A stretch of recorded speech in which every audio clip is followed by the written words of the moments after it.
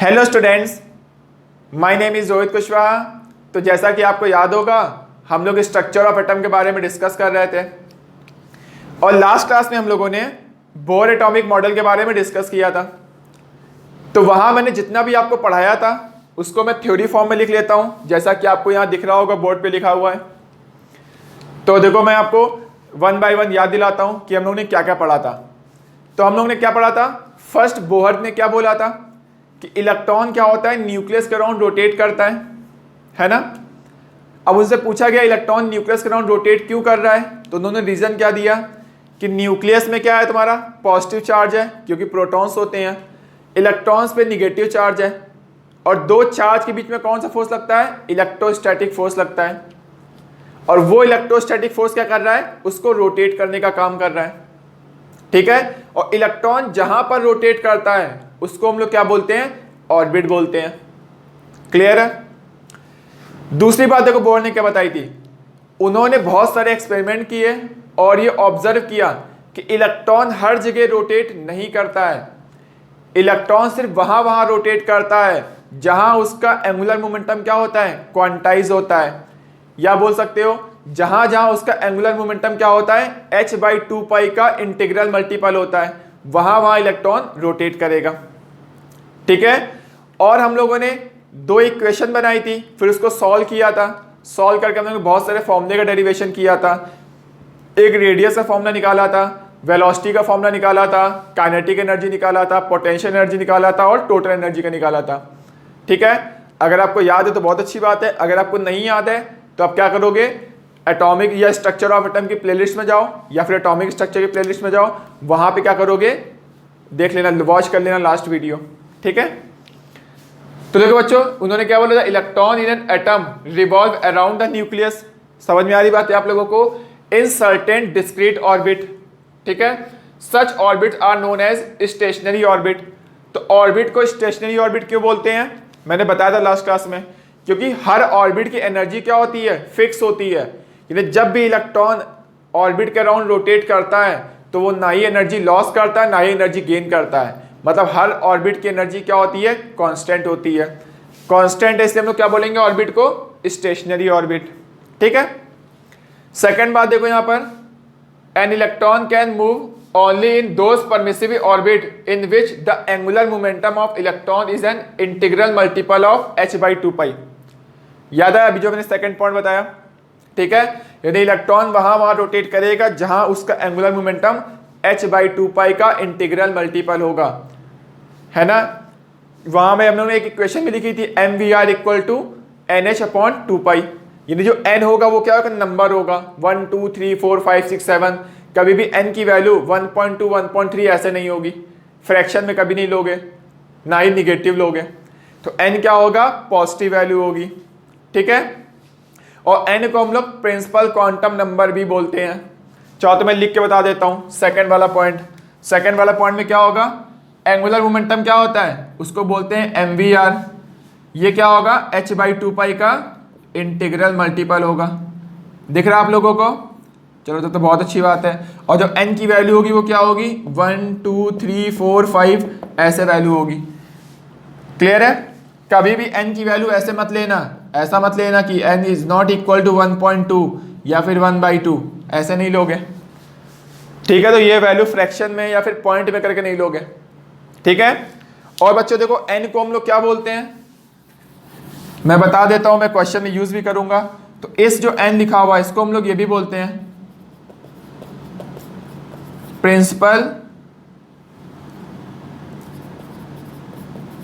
Quantum number, ठीक है। तो इसको हम लोग क्या बोलते हैं? Principal quantum number. क्लियर है आप लोगों को? तो आप लोग नोट कर लो इसको पहले, तो फिर मैं आगे डिस्कस करता हूं। चलो ठीक है। अब देखो बच्चों, हर ऑर्बिट में एनर्जी क्या होती है? हर ऑर्बिट की एनर्जी क्या होती है? कांस्टेंट होती है, ठीक है। और हम लोगों ने कैलकुलेट भी किया था, हाइड्रोजन हम लोग ने बनाया था, हाइड्रोजन के हर ऑर्बिट की एनर्जी हम लोग ने निकाली थी, ठीक है। तो याद करो वहां पे क्या था? इलेक्ट्रॉन जब एक ऑर्बिट से दूसरे ऑर्बिट में जाता है तो एनर्जी लॉस या फिर गेन करेगा। मैं लॉस और गेन दोनों क्यों बोल रहा हूं?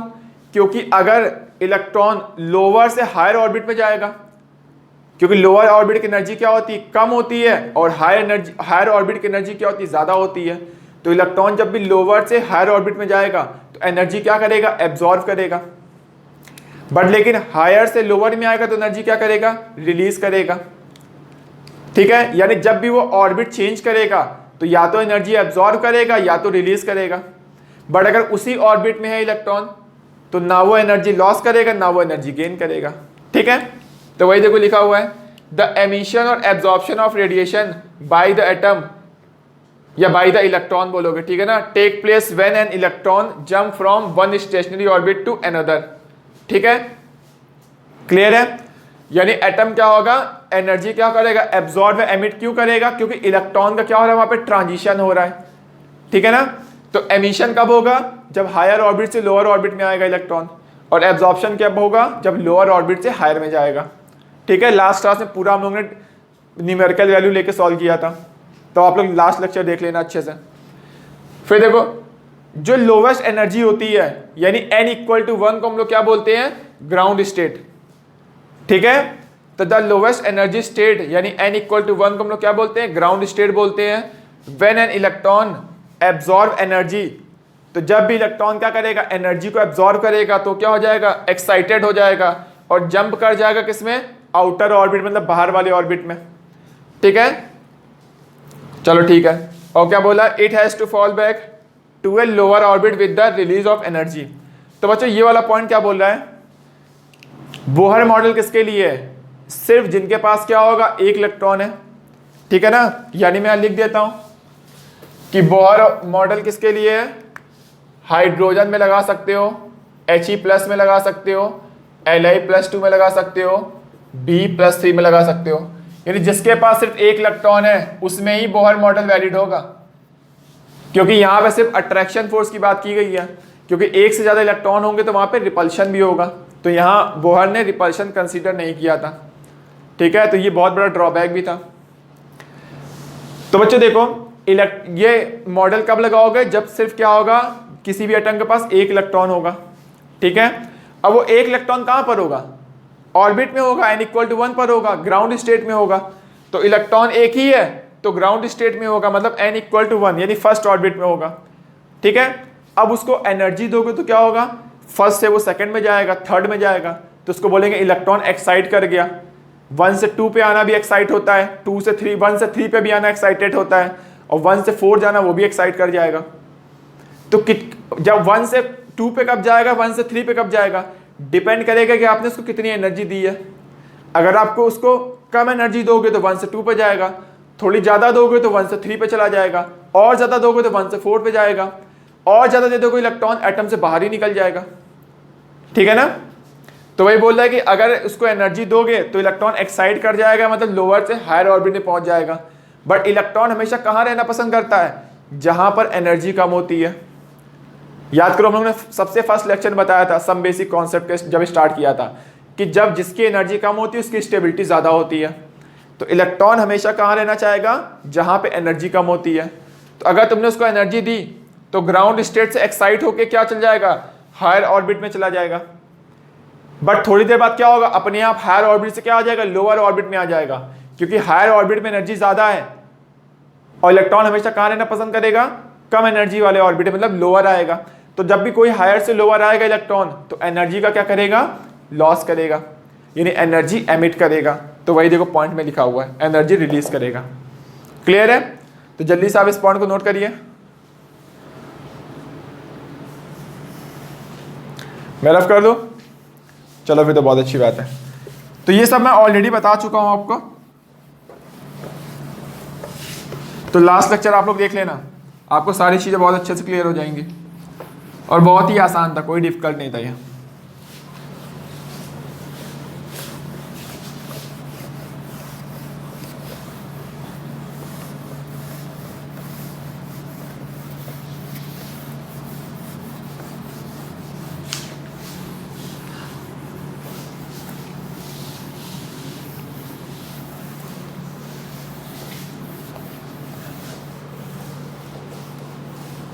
ठीक है,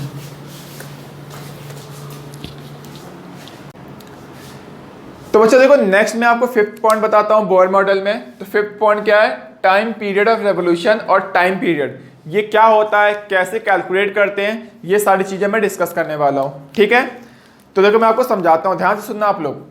जैसे बच्चों देखो मैंने ये एक एटम बनाया हुआ है, ठीक है, इसका सेंटर में क्या है, मैंने न्यूक्लियस बनाया, मतलब पॉजिटिव चार्ज। अब इलेक्ट्रॉन कहाँ होगा, इलेक्ट्रॉन ऑब्वियस बात है ऑर्बिट में होगा। तो चलो मैं पहला ऑर्बिट ही बना देता हूँ। तो ये मैंने क्या बना दिया, फर्स्ट ऑर्बिट बना दिया, ये इलेक्ट्रॉन है। ठीक है, अब बच्चों ध्यान से देखो, मैंने बोला कि यहां से यहां तक क्या होगा, न्यूक्लियस से सेंटर से लेके इलेक्ट्रॉन तक के जो बीच की डिस्टेंस है इसको हम लोग क्या बोलेंगे, रेडियस बोलेंगे, है ना। चलो ठीक है, अब बच्चों ध्यान से देखना है यहाँ पर, अगर मैं पूछूं बताओ बच्चों, एक चक्कर एक सर्कल कंप्लीट करने में इलेक्ट्रॉन देखो एक जगह रुका तो नहीं होगा, इलेक्ट्रॉन मूव कर रहा होगा।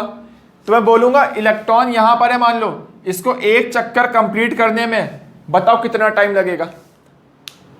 तो कैसे निकालोगे, तो टाइम पीरियड को हम लोग कैपिटल टी से प्रेजेंट करते हैं। ठीक है, इसके ऊपर मैं आपको क्वेश्चन अभी पढ़ाने वाला हूं। तो देखो टाइम पीरियड क्या होगा, वो होता है डिस्टेंस अपॉन स्पीड होता है। तो देखो उसने कितनी डिस्टेंस ट्रेवल की, एक चक्कर लगाया उसने, तो आर रेडियस है, तो डिस्टेंस कितनी ट्रेवल की, 2 पाई आर।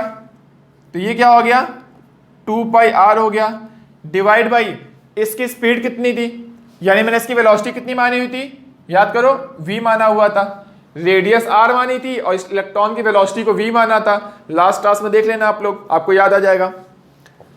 तो यहां पे मैंने क्या रख दिया, यहां पे v रख दिया, तो v लिखा हुआ है वेलोसिटी। ठीक है, तो टाइम पीरियड क्या होगा, 2 पाई आर बाई वी, फॉर्मूला हो गया। क्लियर है। अब बच्चों आप लोग याद करो कि हम लोग ने एक चीज पढ़ी थी, क्या पढ़ा था, कि रेडियस का एक फॉर्मूला पढ़ा था। रेडियस का फॉर्मूला क्या था, रेडियस इक्वल टू होता है 0.529 n स्क्वायर बाई जेड होता है। ठीक है, और एक फॉर्मूला हमने क्या पढ़ा था, वेलोसिटी का। वेलोसिटी का फॉर्मूला क्या था, 2.18 इंटू 10⁶ जेड बाई एन, और ये मीटर पर सेकेंड था। ठीक है, तो बच्चों अगर आप ध्यान से देखो, यहां से आपको क्या देखने को मिल रहा है, यहां से आपको देखने को मिल रहा है कि जो रेडियस होती है, ध्यान से देखना, कि जो रेडियस होगी वो डायरेक्टली प्रोपोर्शनल क्या है, एन स्क्वायर, और इनवर्सली प्रोपोर्शनल क्या है, जेड है। ठीक है, और यहां से वेलोसिटी देखो, तो वेलोसिटी क्या है यहां पर, वो डायरेक्टली प्रोपोर्शनल क्या है, जेड है, और इनवर्सली प्रोपोर्शनल क्या है, एन है। तो देखो ये देखो मैंने लिख दिया, जेड मीन्स क्या था, जेड मीन्स एटॉमिक नंबर था, और एन मीन्स क्या था, नंबर ऑफ ऑर्बिट था। ठीक है, अब देखो बच्चों यहां पे देखो, अगर मैं पूछूं बताओ बच्चों, टाइम पीरियड जो होगा वो डायरेक्टली प्रोपोर्शनल क्या है, वो आर बाई वी है। ठीक है, अब देखो आर क्या है, इसको एन स्क्वायर बाई जेड लिख सकते हो। तो मैं यहां लिख सकता हूं, ये जो वैल्यू होती है देखो यहां पे मैं लिख सकता हूं, ये जो डायरेक्टली प्रोपोर्शनल होता है वो होता है N square divide by Z, और जो वेलोसिटी होता है ये डायरेक्टली प्रोपोर्शनल क्या होता है, जेड बाई एन। तो यानी मैं यहां लिख सकता हूं जो टाइम पीरियड ऑफ रेवोल्यूशन है, जो टाइम पीरियड होगा वो डायरेक्टली प्रोपोर्शनल क्या हो जाएगा, एन क्यूब हो जाएगा। ठीक है, और इनवर्सली प्रोपोर्शनल क्या हो जाएगा, जेड स्क्वायर हो जाएगा। और ये फॉर्मूला बच्चों आपको याद रखना है, क्योंकि मैं इसके ऊपर आगे क्वेश्चन भी कराने वाला हूं, इस पर क्वेश्चन पूछे जाते हैं। जो टाइम पीरियड होता है वो क्या होता है, डायरेक्टली प्रोपोर्शनल एन क्यूब होता है, और इनवर्सली प्रोपोर्शनल जेड स्क्वायर होता है। ठीक है, तो आप लोग जल्दी से इस पार्ट को नोट कर लीजिए। तो वही लिखा हुआ है, the time period is the time to complete one revolution of the electron in orbit, यानी एक चक्कर लगाने में जितना टाइम लगेगा उसको बोलते हैं टाइम पीरियड। समझ पा रहे हो आप लोग बात, बहुत ही आसान है। एक सर्कल एक चक्कर कंप्लीट करने में जितना टाइम लगेगा उसको बोलते हैं टाइम पीरियड। ठीक है, तो आप लोग नोट कर लीजिए इसको जल्दी से। तो मैं मान के चल रहा हूं कि आपने नोट कर लिया होगा, क्योंकि बहुत ही आसान चीज है ये, कोई डिफिकल्ट नहीं है।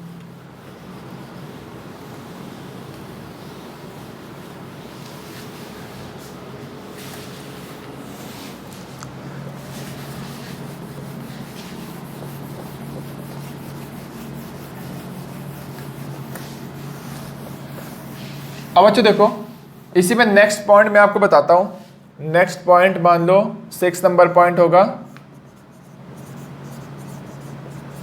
Frequency of revolution. ठीक है, देखो फ्रीक्वेंसी ऑफ रेवोल्यूशन क्या होगा, टाइम पीरियड ऑफ रेवोल्यूशन क्या था, एक चक्कर लगाने में कितना टाइम लगेगा उसको बोलते हैं टाइम पीरियड ऑफ रेवोल्यूशन, और एक सेकंड में कितने चक्कर लगाएगा उसको बोलते हैं फ्रीक्वेंसी ऑफ रेवोल्यूशन। समझ रहे हो मेरी बात को, ये वैल्यू किस में होगी, डिपेंड करेगा। ठीक है, सॉल्व करेंगे इसको हम लोग। देखो इसको मैं रफ करता हूं, तो बच्चों देखो टाइम पीरियड रेवोल्यूशन क्या था, 2πr डिवाइड बाई क्या होता है, ये v होता है। ठीक है, यानी एक चक्कर लगाने में जितना टाइम लगता है उसको बोलते हैं टाइम पीरियड रेवोल्यूशन, और एक सेकंड में जितने चक्कर लगाता है उसको क्या बोलते हैं, फ्रीक्वेंसी ऑफ रेवोल्यूशन। ठीक है, तो ये वाली वैल्यू किस में आएगी, आपकी सेकंड में आएगी। अब एक सेकंड में कितने चक्कर लगाएगा, तो कैसे डिसाइड करोगे, इसको देखो इससे ऐसे रिप्रेजेंट करते हैं, तो ये क्या होगा, इसको बोलते हैं 1/t। 1/t मतलब क्या होगा, एक चक्कर लगाने में t टाइम लग रहा है, तो बताओ एक सेकंड में कितने चक्कर लगाएगा, तो 1/t कर दो, आंसर आ जाएगा। ठीक है ना, यानी ये वैल्यू कितनी आएगी, देखो ये था वेलोसिटी डिवाइड बाई 2πr। ठीक है, अगर मैं बात करूं यहां पे देखो फ्रीक्वेंसी ऑफ रेवोल्यूशन होगा, वो क्या होगा, वो डायरेक्टली प्रोपोर्शनल क्या होगा, ये टी के इनवर्सली प्रोपोर्शनल है, मतलब मैं बोल सकता हूं ये जेड स्क्वायर के डायरेक्टली प्रोपोर्शनल होगा और एन क्यूब के इनवर्सली प्रोपोर्शनल होगा। ठीक है, दूसरी बात बच्चों, frequency and frequency of revolution दोनों अलग अलग चीजें हैं, याद रखना, दोनों को मिक्स मत कर देना। ये फ्रीक्वेंसी ऑफ रेवोल्यूशन है, इसको अलग तरीके से रिप्रेजेंट कर रहे हैं, और फ्रीक्वेंसी को अलग तरीके से। तो जल्दी से आप नोट करिए,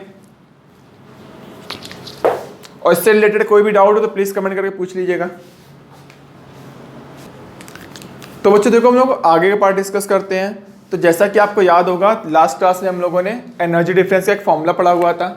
ठीक है, तो एनर्जी डिफरेंस का फॉर्मूला क्या आया था, याद करो बच्चों, वो आया था 13.6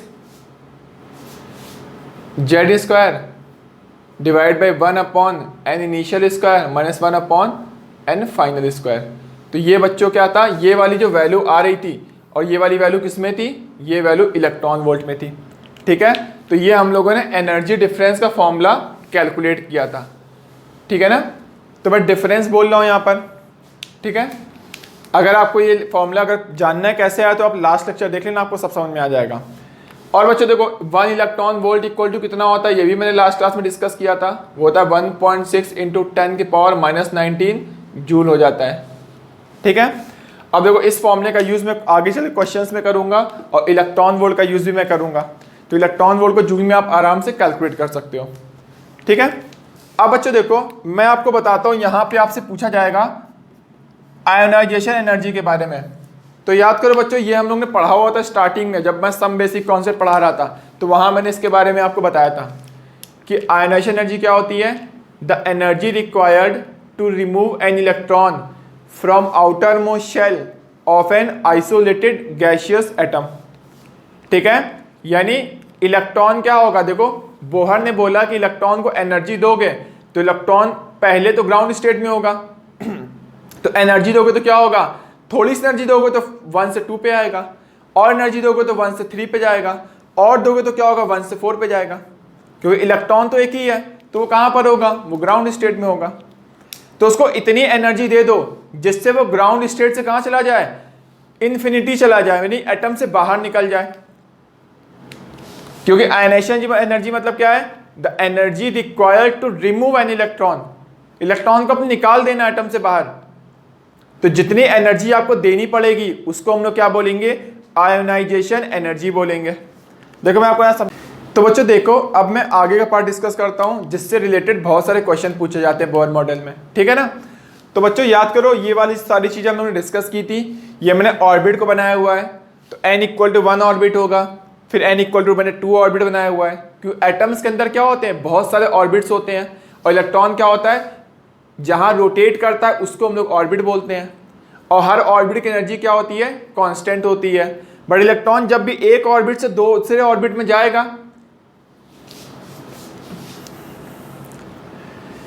तो बच्चों देखो नेक्स्ट में बोहर मॉडल में बहुत ही इंपॉर्टेंट बात मैं आपको बताने वाला हूं, ठीक है, जैसा कि आपको दिख रहा होगा। तो यहाँ देखो मैंने ये सब क्या बनाया हुआ है, ऑर्बिट्स बनाए हुए हैं, ठीक है।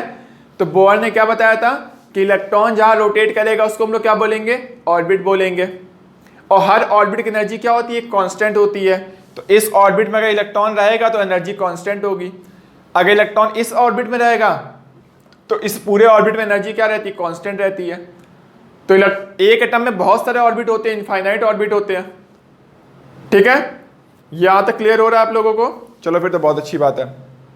अब बच्चों देखो, जो लोअर ऑर्बिट होता है इसकी एनर्जी कम होती है और हायर ऑर्बिट की एनर्जी ज्यादा होती है, ठीक है ना।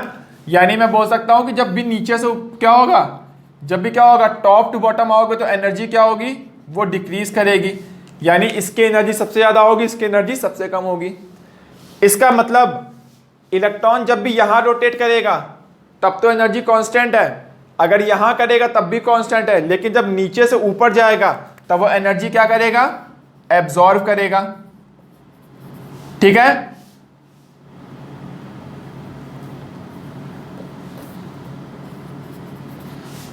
ठीक है, अब कितनी एब्जॉर्ब करेगा, जितना बीच का डिफरेंस होगा। तो उसको इतनी थोड़ी कम एनर्जी दोगे तो इलेक्ट्रॉन यहां से यहां आएगा, थोड़ी और ज्यादा दे दोगे तो हो सकता है इलेक्ट्रॉन यहां से यहां चला जाए, और थोड़ी ज्यादा दे दोगे तो इलेक्ट्रॉन यहां से यहां चला जाएगा। क्लियर है? तो तुम डिपेंड करेगा तुमने कितनी एनर्जी उसको दी है। अगर मान लो तुमने एनर्जी दी यहां से यहां आ गया, तो अब क्या होगा, अगर ये हायर से लोअर ऑर्बिट में आएगा तब वो एनर्जी क्या करेगा, रिलीज करेगा। तो मैं रिलीज लिख देता हूं। क्या मेरी बात समझ में आ रही है? चलो ठीक है। तो जब भी इलेक्ट्रॉन ऑर्बिट को चेंज करेगा तो एनर्जी लॉस या फिर गेन करेगा। यहां तक आपको समझ में आ गया। और यहां पे बच्चों एनर्जी डिफरेंस का मैंने फॉर्मूला बताया था आपको, लास्ट क्लास में देखना, आपको लास्ट लेक्चर में आपको दिख जाएगा। तो देखो एनर्जी डिफरेंस का फॉर्मूला क्या होता है, एनर्जी डिफरेंस इक्वल टू होता है 13.6 जेड स्क्वायर, और ये होता है 1 upon initial square minus 1 upon क्या था, फाइनल स्क्वायर। और ये किस में होता है, इलेक्ट्रॉन वोल्ट में, ठीक है। तो ये फॉर्मूला मैंने एनर्जी डिफरेंस का डिस्कस किया था, और मैंने यहाँ पे एक्चुअली मॉड लगाया हुआ था, तुम लोग भी मॉड लगा देना, क्योंकि मैं डिफरेंस की बात कर रहा हूँ। और डिफरेंस क्या होता है, हमेशा पॉजिटिव होता है। अगर मैं बोलूँ 2 से 6 के बीच का डिफरेंस कितना है, 4 है, या फिर 6 से 2 के बीच का डिफरेंस कितना है, वो भी 4 है, क्योंकि डिफरेंस में तो पॉजिटिव होता है, ठीक है। तो चाहो तो मॉड लगा लो यहाँ पर। तो मैंने मॉड लगा दिया, तो मॉड है बेटा, समझ जाना। क्लियर है? अब देखो 1 इलेक्ट्रॉन वोल्ट इक्वल टू क्या होता है, तो 1 इलेक्ट्रॉन वोल्ट इक्वल टू होता है 1.6 इंटू 10 की पावर -19 जूल होता है। तो ये सब चीज़ों का यूज़ मैं आगे चल के करूँगा, अभी मैं बहुत सारे क्वेश्चन कराने वाला हूँ, तब वहाँ पे यूज़ होगा इन सब। तो बच्चों देखो, अभी मैं आपको बताता हूँ आयनाइजेशन एनर्जी क्या होती है। अब इसी के ऊपर आपसे बहुत सारे क्वेश्चन पूछे जाएंगे, ठीक है। तो देखो, the energy required to remove an electron from outer most shell of an isolated gaseous atom.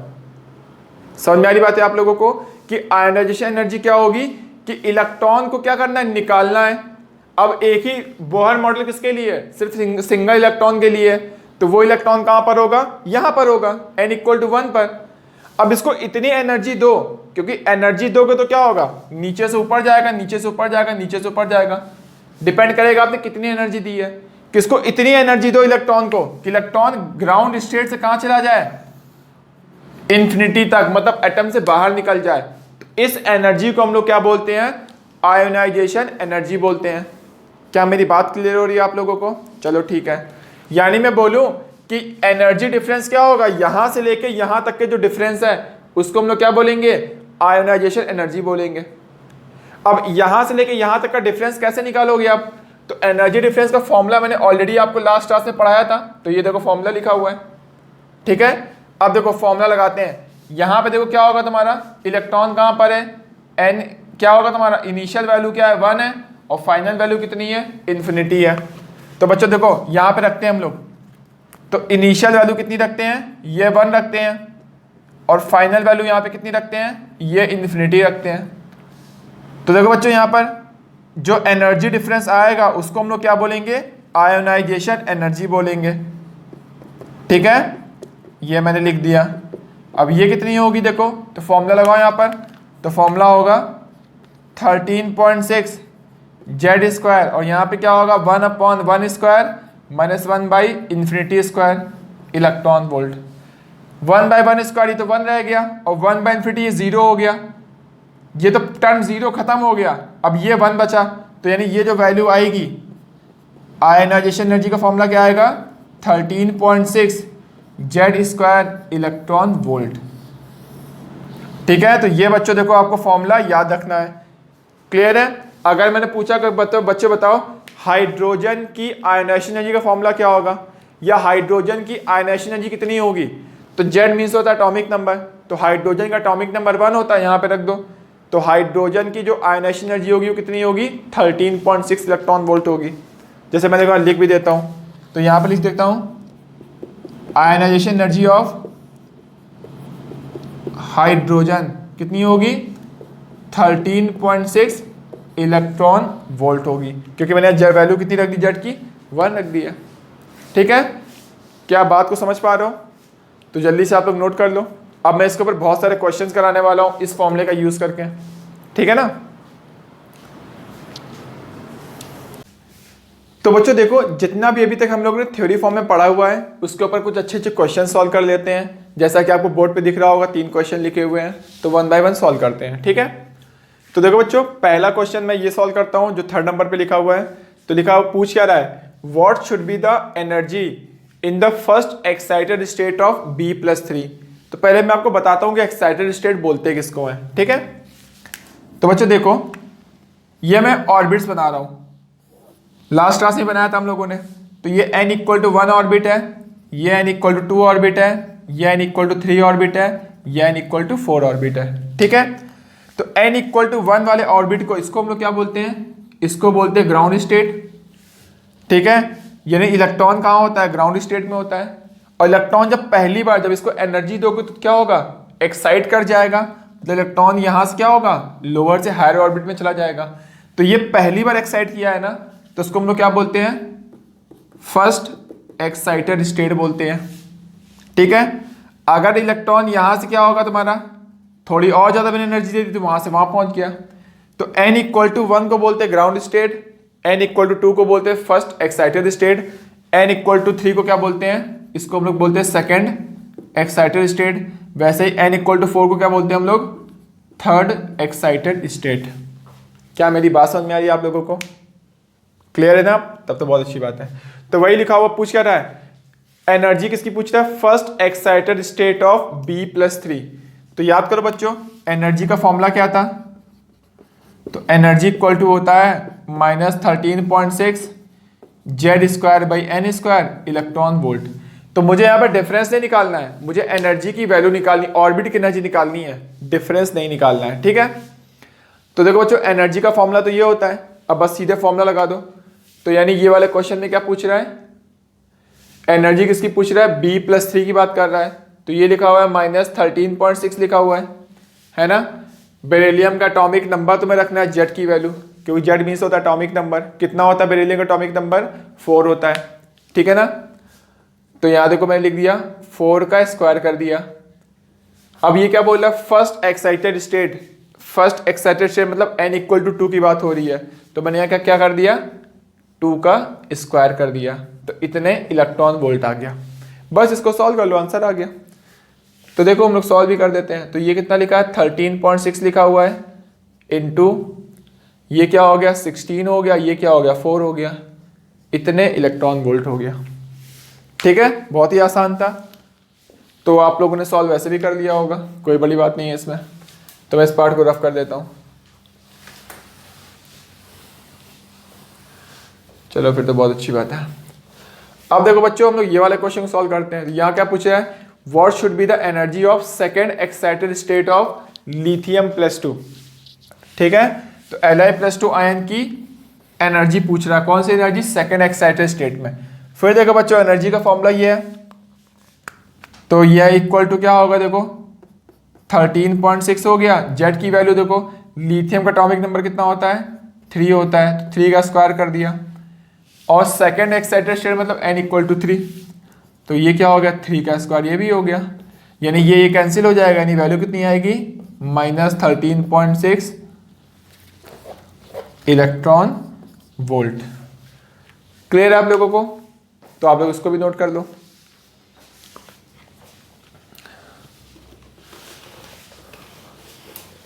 Note हो गया?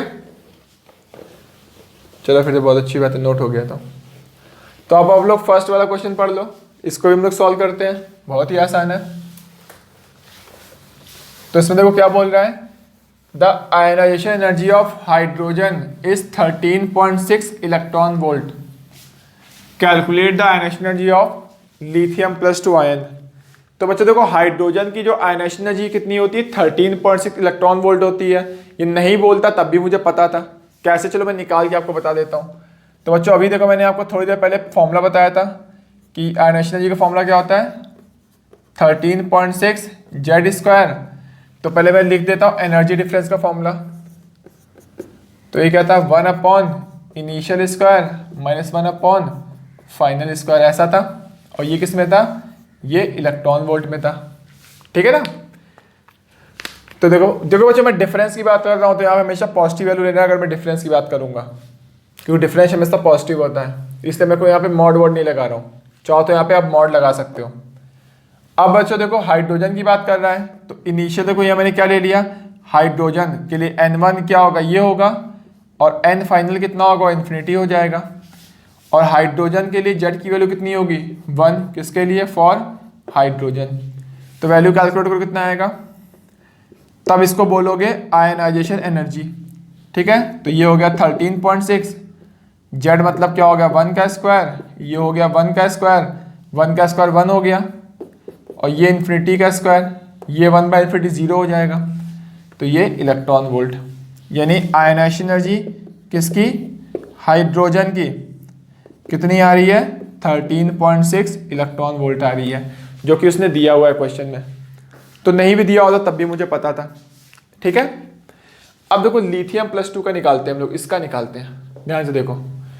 तो यहाँ पर क्या होगा, फिर देखो N1 की वैल्यू कितनी रखनी है, तुम्हें 1 रखनी है, ठीक है। N फाइनल की वैल्यू कितनी रखनी है, इन्फिनिटी रखनी है, क्योंकि इसके पास एक ही इलेक्ट्रॉन है, और वो कहाँ होगा, N = 1 पर होगा, ग्राउंड स्टेट में।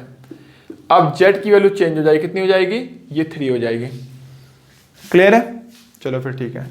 अब अच्छा देखो इसकी आयनाइजेशन एनर्जी कितनी होगी, किसकी, लिथियम +2 की। तो ये होगा 13.6 हो जाएगा, Z² मतलब क्या हो गया, 3 का स्क्वायर हो गया, और ये 1/1 स्क्वायर -1/∞2 है ना। तो ये कितना आ गया, 13.6, ये 3 स्क्वायर इलेक्ट्रॉन वोल्ट आ गया। ये तो वैल्यू 0, ये वैल्यू 1 हो गई। या फिर मैंने एक फॉर्मूला बताया था, वही डायरेक्ट तुम फॉर्मूला लगा सकते हो। कौन सा फॉर्मूला था, मैंने बोला था 13.6 Z² इलेक्ट्रॉन वोल्ट, तो वही देखो लिखा हुआ है 13.6 Z² इलेक्ट्रॉन वोल्ट, है ना। बस सॉल्व कर लो, उसका आंसर आ गया। तो 13.6 हो गया इंटू 9 इलेक्ट्रॉन वोल्ट। तो जल्दी से आप लोग बच्चों इस पार्ट को नोट कर लो, ठीक है।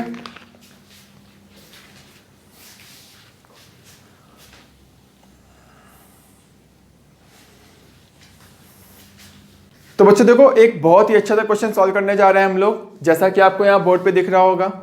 तो पहले मैं आपको इस क्वेश्चन को समझा देता हूँ, ये क्वेश्चन बोल क्या रहा है, ठीक है। तो देखो लिखा हुआ है, in a certain electronic transition in the hydrogen atom. तो बोल रहा हाइड्रोजन एटम में क्या हो रहा है, ट्रांजिशन हो रहा है, ठीक है, from an initial state 1 to final state 2। The difference in the orbital radius, यानी R1 R2 के बीच में जो डिफरेंस होगा वो 24 टाइम्स है फर्स्ट बोर ऑर्बिट का। तो आपको आइडेंटिफाई करना है ट्रांजिशन, और ये 4 दी हुई है वैल्यू, ठीक है ना। चलो फिर तो बहुत अच्छी बात है। अब देखो बच्चों ध्यान से देखना यहाँ पर, तो बोल रहा है difference in the orbital radius. अब देखो बच्चों यहाँ पे डिफरेंस आपको देखना है, तो अब ध्यान से देखो, डिफरेंस हमेशा क्या होता है, पॉजिटिव होता है। तो R1 वैल्यू का में R2 वैल्यू ज्यादा है, तो यहाँ पे डिफरेंस क्या आएगा, डिफरेंस आएगा R2 - R1। और बोला ये जो वैल्यू है वो कितनी है, 24 टाइम्स है फर्स्ट बोर ऑर्बिट की।